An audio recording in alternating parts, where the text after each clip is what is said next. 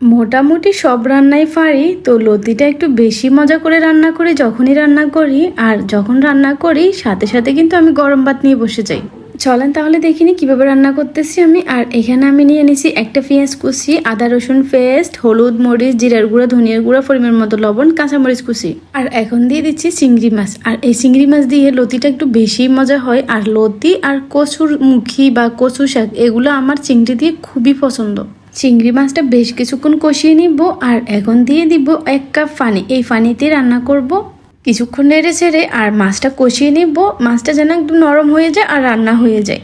আর ঢাকনাটা উঠিয়ে দিয়ে দিচ্ছি এখন কচুর লতি। আর এখানে দিয়ে দিচ্ছি একটা আলু। কচুর লতির মাথায় যে কচু শাকের মতো বের হয়েছে না, এটা আমার কাছে দেখতে ভালোই লাগছিল, তাই আমি ফালাইনি, এটা রেখে দিছি। একসাথে করে দিয়ে দিচ্ছি। আর এখন ভালো করে নেড়ে ছেড়ে মিক্স করে নিব। আর যেহেতু পানিটা একদম কম, তাই অল্প আঁচে রান্না করে নিব। দিয়ে দিছি একটা ঢাকনা। ঢাকনাটা উঠিয়ে এখন নেড়ে ছেড়ে দিয়ে দিব ধনিয়া পাতা। অবশ্যই ধনিয়া পাতা দিবেন, তাহলে এটা স্বাদটা দ্বিগুণ বেড়ে যাবে। দেখলেন তো কতটা সহজে রান্না করা যায়, আর খাইতে তো ভীষণ মজা। এখন কিছুক্ষণ ঢেকে রাখবো ধনিয়া পাতার গ্রানটা বের হওয়ার জন্য। তো আমার রান্নাটা শেষ। আজকে এই পর্যন্ত। সবাই ভালো থাকবেন, সবার জন্য দোয়া রইল। আল্লাহ হাফেজ। আর ভিডিওটি ভালো লাগলে অবশ্যই একটা লাইক দিবেন।